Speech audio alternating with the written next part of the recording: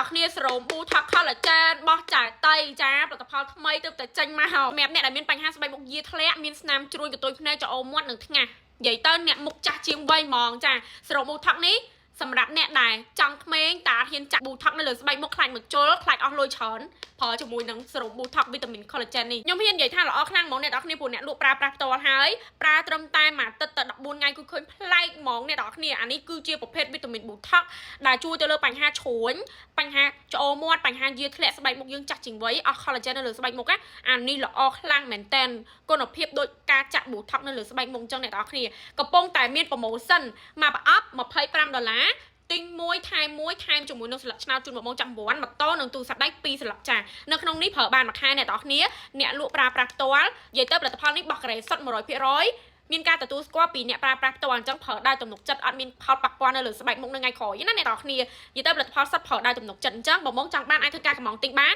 មកប្រអប់$25ទិញមួយថែមមួយថែមជាមួយនឹងស្លឹកឆ្នោតជូនបង2ស្លឹកសម្រាប់ចាំវ៉ាន់ម៉ូតូនិងទូរស័ព្ទដៃ